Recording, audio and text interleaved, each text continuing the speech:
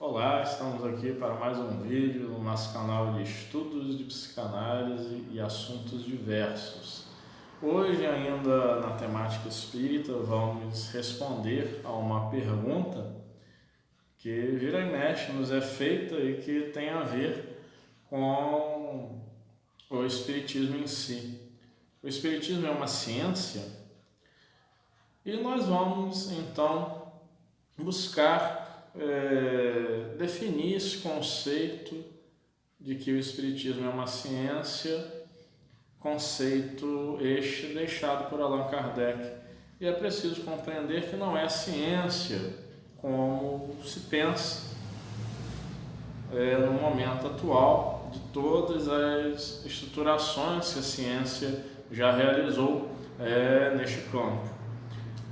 No livro O que é o Espiritismo, Allan Kardec vai colocar em seu preâmbulo o seguinte: o Espiritismo é ao mesmo tempo uma ciência de observação e uma doutrina filosófica. Como ciência prática, ele consiste nas relações que se estabelecem entre nós e os espíritos. Como filosofia, compreende todas as consequências morais que demandam dessas mesmas relações. Podemos defini-lo assim: o Espiritismo é uma ciência que trata da natureza, origem e destino dos espíritos, bem como de suas relações com o mundo invisível.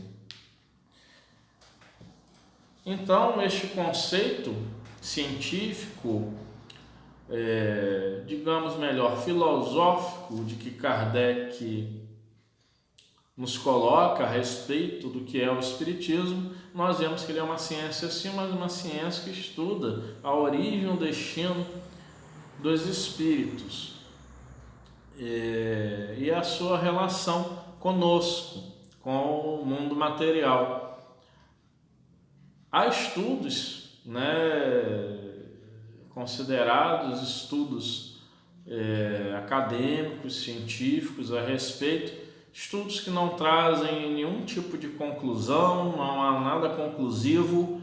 Entretanto, nós temos que pensar que, se estão havendo estudos e se alguns estudos deixam margem a dúvidas, que nós possamos pensar, pelo menos no atual momento, que o Espiritismo seja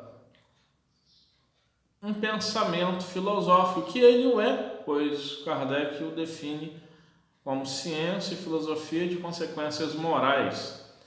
Que nós possamos então colocar a questão de um pensamento filosófico e não precisamente uma ciência, conforme se coloca na atualidade. Para a atualidade, a maioria dos cientistas diz que o Espiritismo é pseudociência e eles não estão assim errados dentro do conceito que eles estudam do que seja ciência, apesar de Kardec ter feito pesquisas tanto em nível quantitativo quanto em nível qualitativo.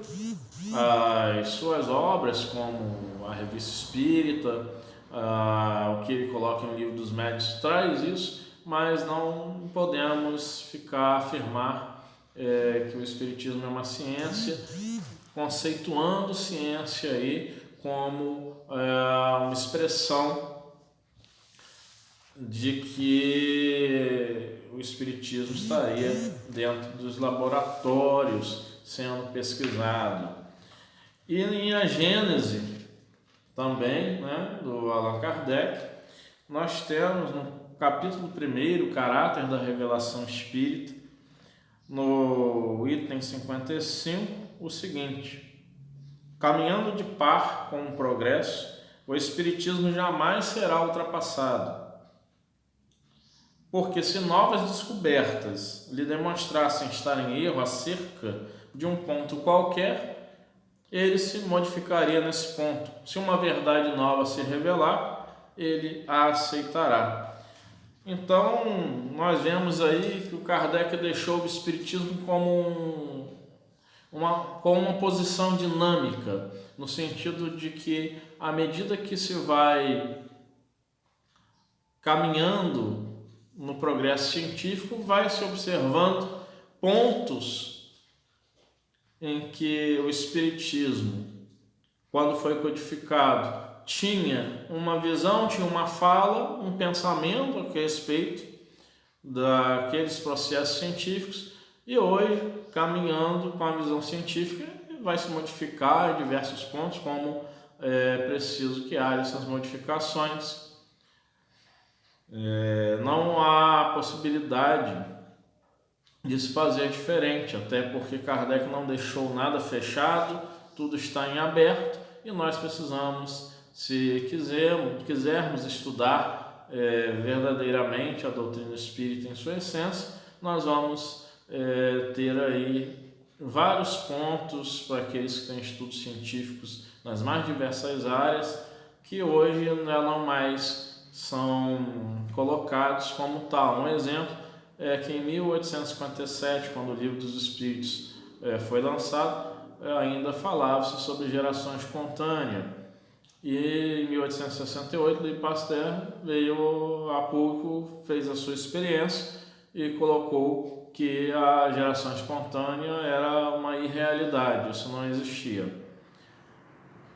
Esse é só um exemplo de pontos em que se deixa de se colocar o Espiritismo como tendo ali uma verdade científica, e precisamos também racionalizarmos de que a própria ciência em si ela vai se modificando no decorrer do tempo, né? Hoje temos a mecânica quântica, que explica aquilo que a mecânica clássica não teria dado conta, e a mecânica clássica também não deixou de explicar diversos eventos, né, no mundo, como lei da inércia, por exemplo.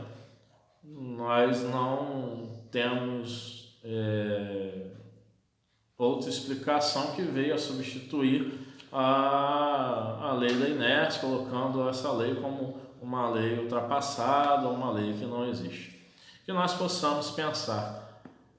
Inscreva-se no canal, compartilhe com os amigos, deixem nos comentários as suas dúvidas, estaremos com todo prazer respondendo a elas, buscando pesquisar aquilo que não soubermos, e aquilo que tenhamos algum conhecimento, com todo prazer estaremos aqui passando.